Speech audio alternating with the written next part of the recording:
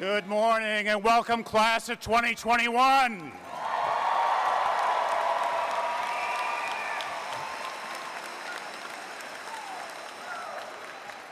I'm Mark Thompson, Executive Vice President Provost, and it's a great pleasure to welcome you as the newest members of our campus community. Thank you all for being here. I hope you're excited.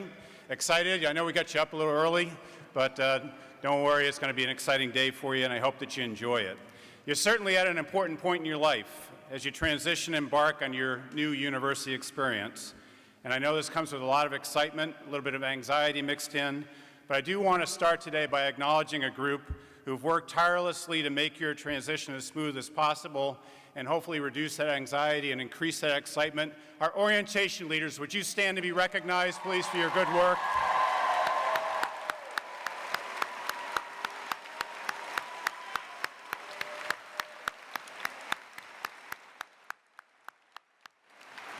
Thank you so much for all that you've done. It's greatly appreciated.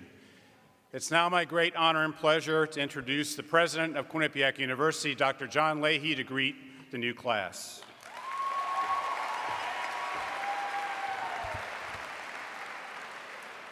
Thank you, everyone. Good morning. It's a pleasure for me to welcome all of you, the newest class, the newest freshman class, to come to Quinnipiac University. And I can't wait to get to know all of you in the weeks and months ahead. But you should know you're an enormously talented and able group of young people, an extremely diverse group as well. The largest class of freshmen that we've admitted to this university in our history, actually, and without question, the very brightest group that we've ever admitted to this university. So congratulations.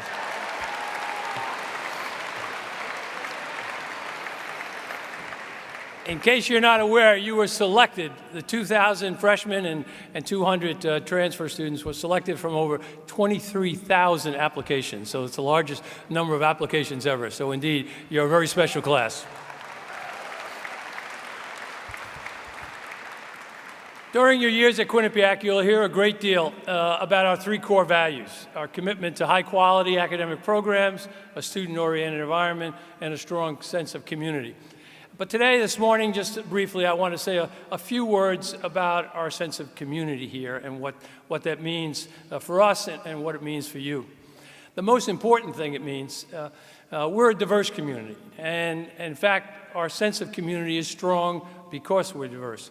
And what that means for each and every one of you is that your individuality will be not only respected and supported on this campus, but celebrated as part of our sense of community. And whether that individuality is your ethnicity, or your race, your country of origin, your religion, your sexual orientation, whatever it is, those individual parts of you, your character, what makes you the unique individual that you are, those will be respected here on this campus, and as I said, they'll be celebrated. But I also want you to recognize, as you undoubtedly know, with every right goes a responsibility. You have a responsibility, each and every one of you, to respect the rights and the individual characteristics of every other person on this campus. We don't tolerate discrimination or bigotry or hate speech, let alone behavior or violence or activities that would emanate from those kinds of activities and those thoughts. So you're being admitted as part of the newest members of the community, again, one of the most diverse and largest groups of freshmen ever, and we're looking forward to what you will add to this very diverse community that's here already at Quinnipiac University. I must say, in light of recent events in Charlottesville, it saddens me that in 2017, if you can believe it, we still have to publicly and unequivocally condemn and state so clearly how unacceptable the views of white supremacists, Ku Klux Klan, neo-Nazis. Those views are simply not welcome here on the Quinnipiac campus, and anything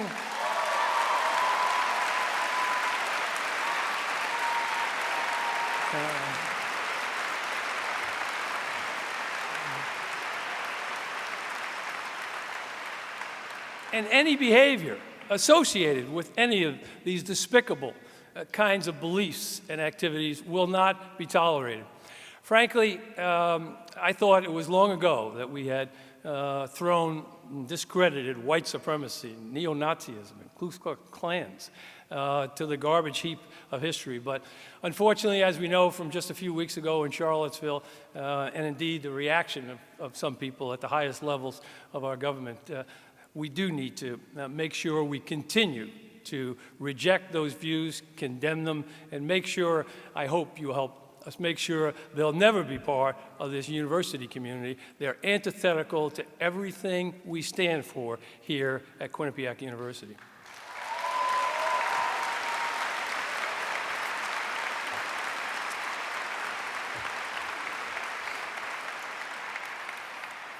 And you know, our views on this area are so strong that we have a museum dedicated to anti-bigotry and anti-discrimination. And I really want to encourage all of you, as soon as you can and during your days ahead, to visit our Ireland's Great Hunger Museum. Now, it's a museum of art, and we've been given some fairly extensive recognition by both the Irish government and others, the Irish American community, for the great artwork there. But the important thing about that museum, it's a story of bigotry and discrimination against the Irish. Back in the 19th century, the Irish were not only discriminated against by the British, who controlled all of Ireland during that period, but from 1845 to 1852, there was something that maybe some of you have heard called the Potato Famine, when the potato crop actually did fail in successive years. But the untold story is that it was more than adequate food in Ireland during that same period. And yet 1.5 million people died of starvation and related diseases. And because the British, who controlled all of Ireland during that period, and who looked down on the Irish because they thought they were subhuman, they thought they were an inferior culture, an inferior language, and because they practiced Catholicism, not Protestantism, which the British thought was, again, superior. The British shipped food out of Ireland during that period. Indeed, the documents now, our own Christine Keneally, a professor of Irish Studies here, has documented, they increased the shipment of food and livestock out of Ireland during that period. As the deaths increased between 1845 and 1852, the food that was exported actually increased, if you can believe it. In addition to the 1.5 million that died, 2 million left Ireland during that period to hopefully find a better life and avoid starvation and death and continued bigotry and discrimination. And many of them, as we know, 40 million today in this country, came to Ireland, came to the United States in hopes of a better life. And what did they face here in the United States in the mid-19th century? An Anglo-Protestant dominated culture that discriminated against them again. Some of you may have heard of the Know Nothing Party. It's actually officially called the American Party back then in the 19th century. It was a party of anti-immigrants and nativism. They were called Know Nothings because if you asked them their beliefs, they were kind of a secret society, and they said, I know nothing. Well, it just was unfortunate for the Irish. The immigration group that was so large during that period were the Irish. And what did they say about the Irish? That they were taking away jobs from Americans. Actually, the official title for the Know Nothing Party was the American Party, with the implication that the immigrants coming in at that time were not Americans. And they criticized them for taking jobs away from Americans. They criticized them for practicing Catholicism and fear that they would obey the Pope instead of have allegiance to the Constitution. Think about it. You fast forward 170 years to today. What do we have? The same bigotry, the same discrimination. We've just changed the victims. So it's not the Irish who are taking away American jobs, it's the Mexicans, or Latin Americans, or South Americans, or Eastern European, whatever the new immigrant group that has come to America and hope for a better life. And it's not the Catholics we're worried about, or those who obey the Pope. No, it's Islam, and those who follow the teachings of the Prophet Muhammad. So it really, unfortunately, hasn't changed very much. And I'm not even mentioning the discrimination here in the United States against Native Americans or against African Americans that continues to this very day. So as a member of the baby boomer generation, in fact, the leading edge, we were going to save the world. Well, we haven't done such a great job in terms of eliminating discrimination or hatred and bigotry.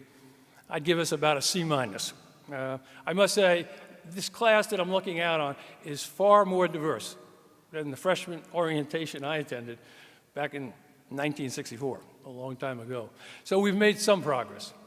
But I'm really hoping that your generation and this diverse community will help advance not only the Quinnipiac community as a strong, inclusive, and tolerant community, but you'll have an effect also on the wider country and the wider world. And I have some confidence that that will happen, but you need to address it in a serious and deliberate way in the weeks and months and years ahead.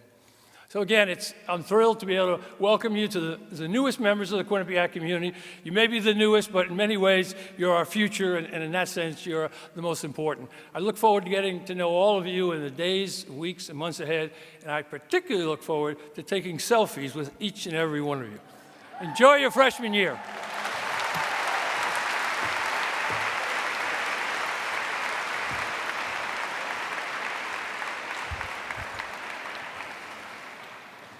It's now my pleasure to introduce Joan Isaac Mohr, Vice President for Admissions and Financial Aid, to tell you a little bit about yourselves.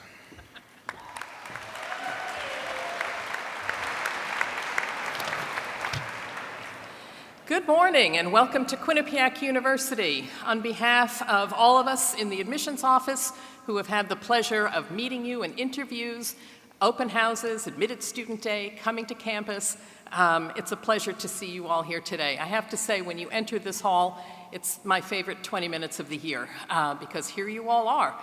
You've been in folders, you've been on my desk, you've been all sorts of places, but it's nice to see you all together. Today is a milestone in your lives. You're gathered here in the Sports Center, and you'll be back here in a little over 1,300 days, we hope, at your graduation. The time does go quickly, although it might seem like 4 years will be a long time.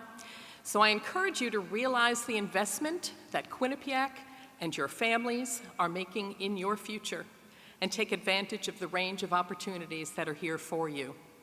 You've already started your college career. Today's program is the initial step on your path of discovery. Your faculty, administrators, RAs, OLs, coaches, student affairs folks, everyone is here with you and will be here with you to cheer when you succeed, to advise when you have questions, and to reassure you when you stumble. It's not always easy. It's different from high school, and it's okay to be nervous.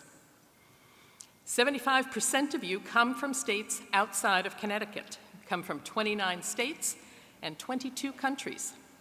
21% have self-identified as students of color.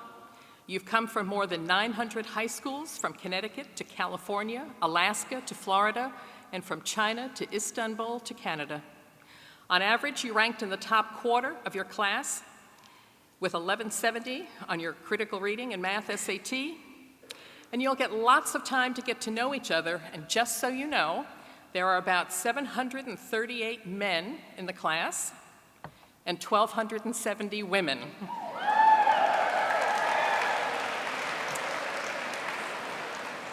But I'll make it easy for you.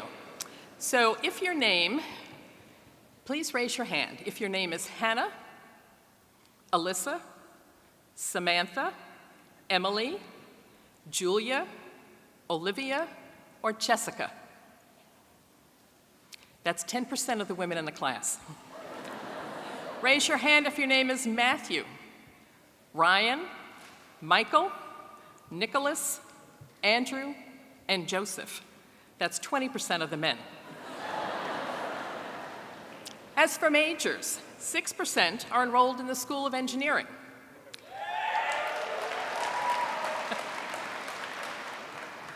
9% are enrolled in the School of Nursing. 10% are in the School of Communications. 20% are enrolled in the School of Business. 28% are enrolled in the College of Arts and Sciences. And the very same number are enrolled in the School of Health Sciences. So although each of you has a home school, 400 or 20% of you still haven't chosen a major, and that's perfectly fine. And about 1/3 of you will be staying at Quinnipiac through your graduate years. So some will be here 4 years, 5 years, 6 years, and some even 7 years. Now, when I call your state or your area, I'd like you to stand and remain standing until everyone has been called. First, we would like to welcome our international students, including our American students from overseas. And our international students are from countries such as Australia, Bolivia, Brazil, Canada, China, Dominican Republic, Finland, France, Germany, Hong Kong, India, Italy, stay standing, Lithuania, the Netherlands, Nigeria, Russia, Saudi Arabia, Spain, Turkey, the United Kingdom, Vietnam, and Zimbabwe.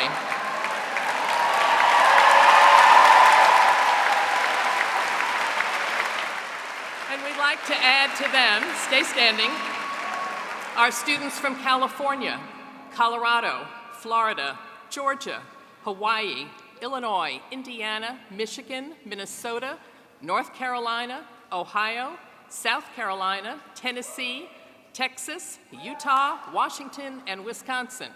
Stay standing.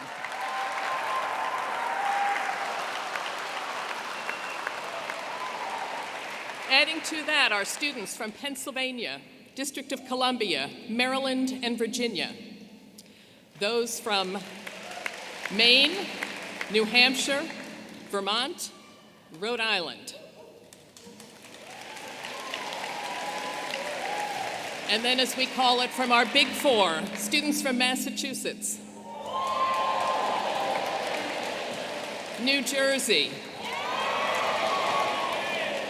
New York, and Connecticut.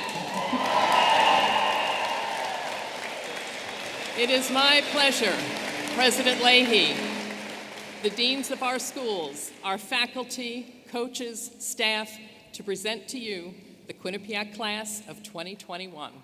Welcome. You may be seated.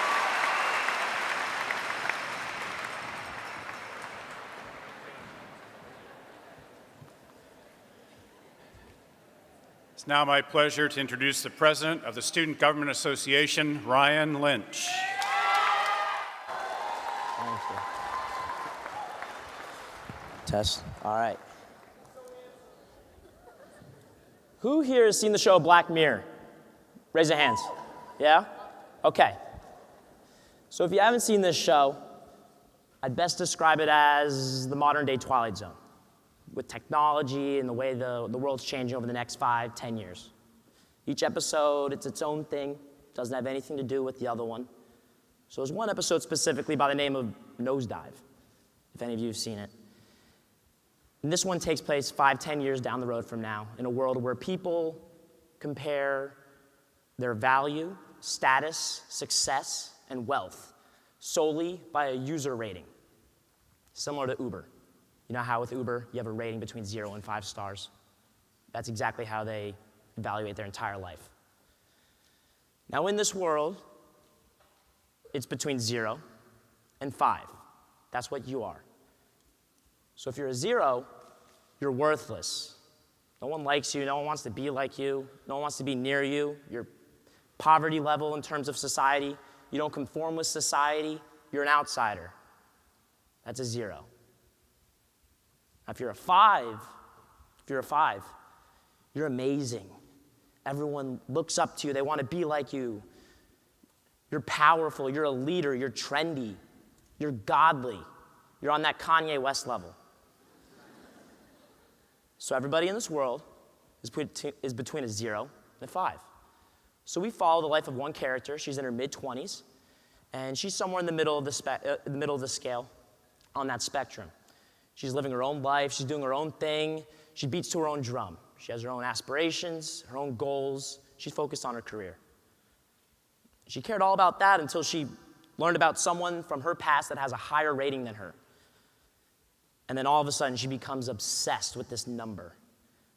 She tries throughout the entire episode to focus all of her energy on getting her rating higher and higher so she can compare herself to this person that she's been looking up to be next to.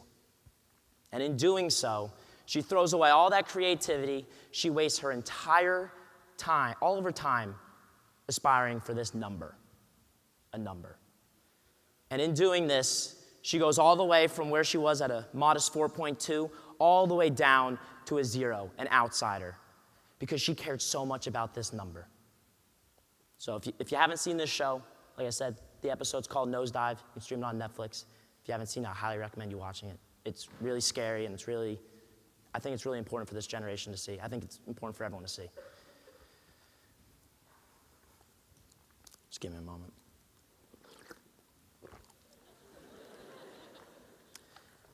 Now I bet, looking out here, I bet about 1/3 of you doesn't care. You don't care what I have to say right now. You're not paying attention to what I have to say right now.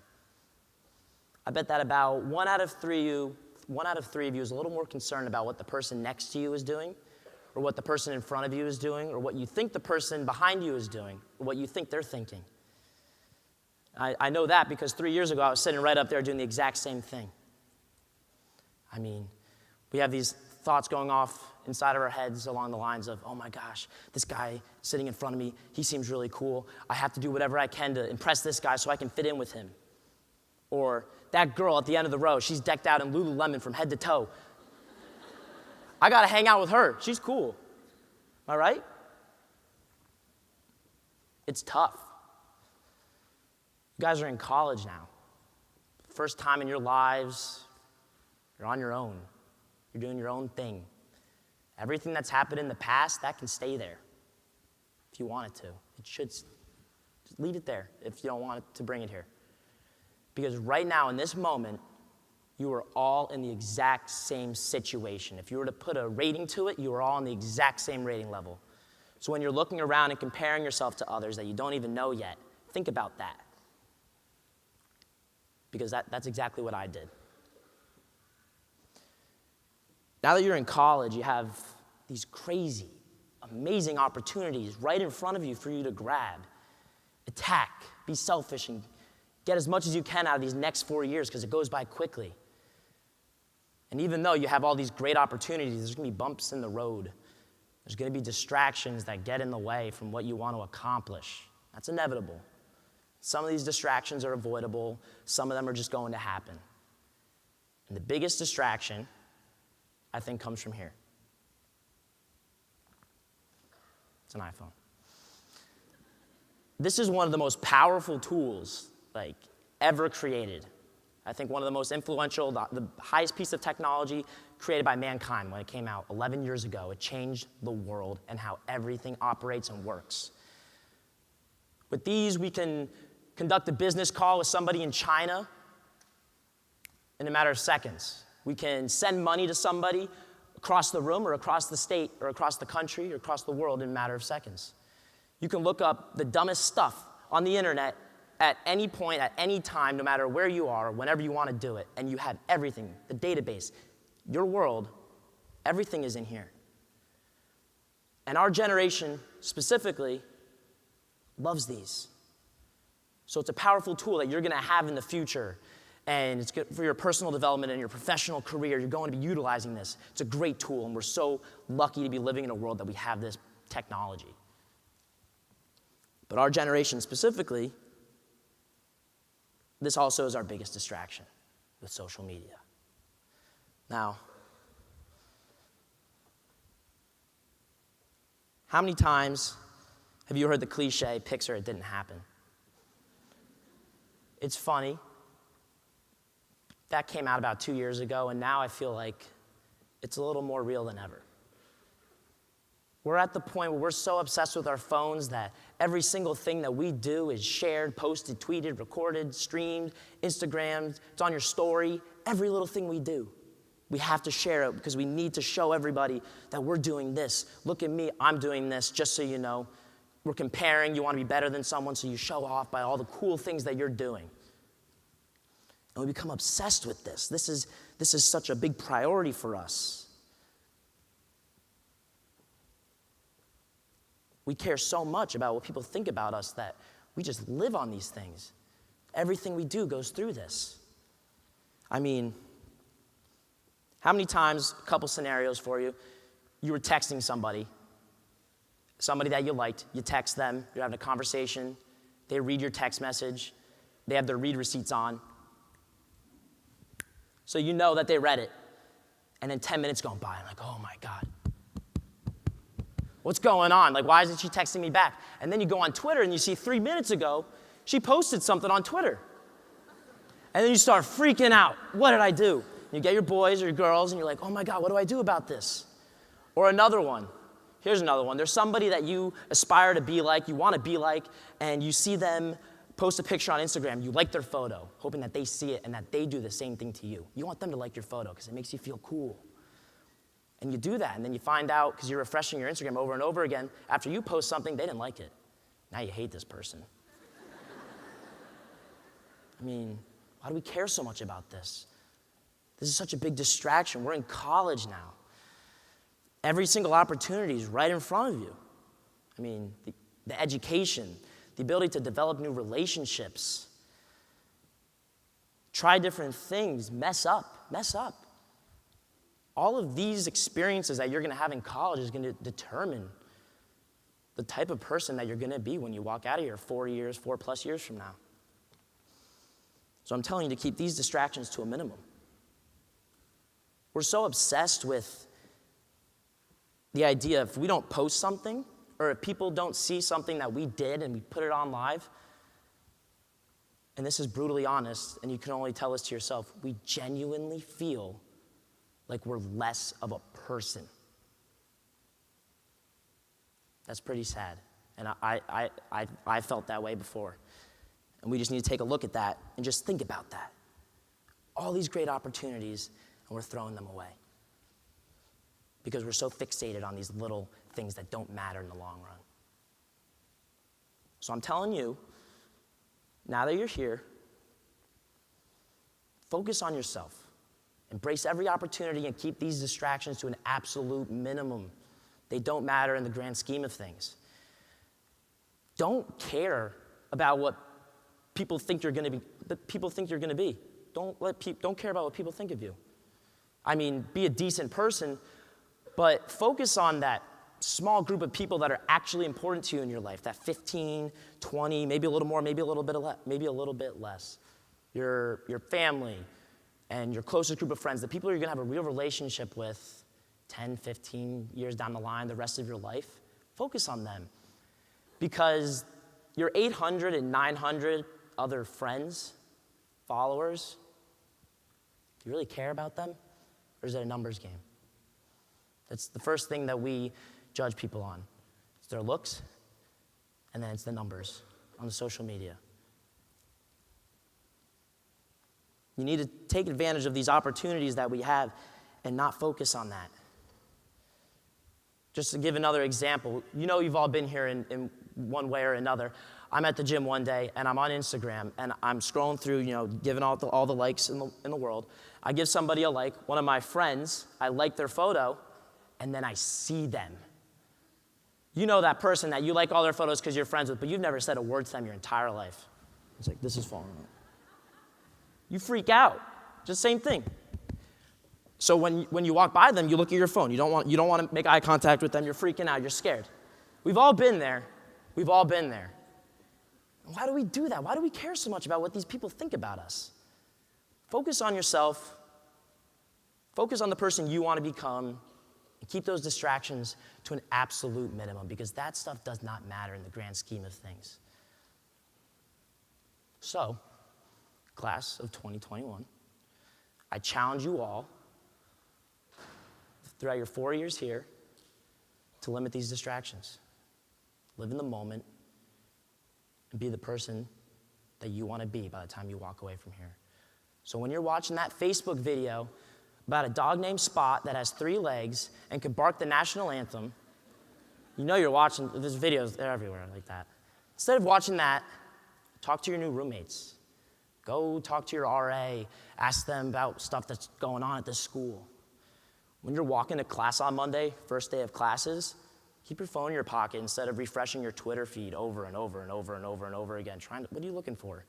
Keep your phone in your pocket. Look around. Embrace this beautiful campus. Say hi to somebody when you walk by them. Say good morning. Do that. Eat a meal without taking a photo of it. Every once in a while.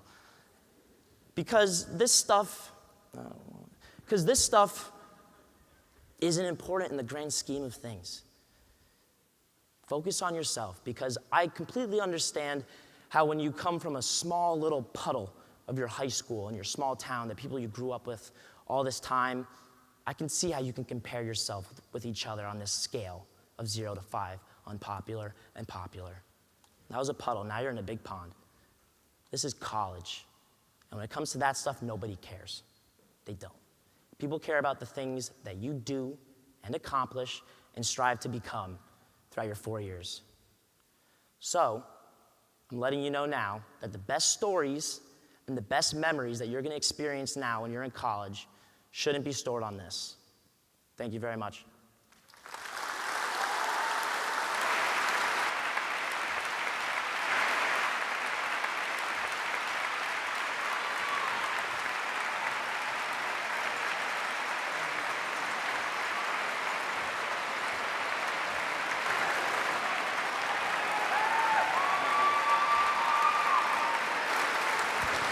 Thank you very much. So right now, I'd like to introduce the 3 head orientation leaders. Will you please come up?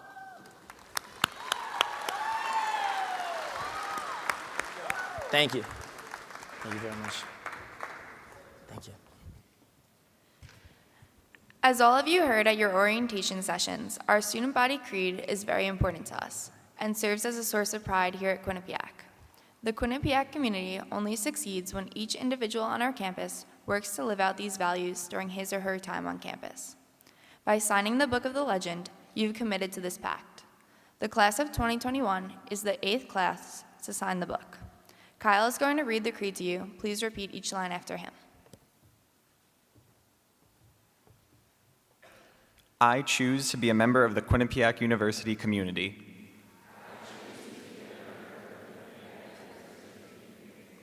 I strive for integrity, responsibility, and academic excellence.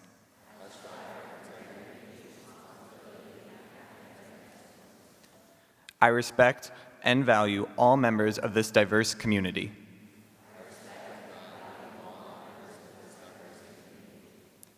I embrace the inclusion of all people. I preserve Quinnipiac's traditions of pride and spirit. Together, we are the architects of our future. We are the legend.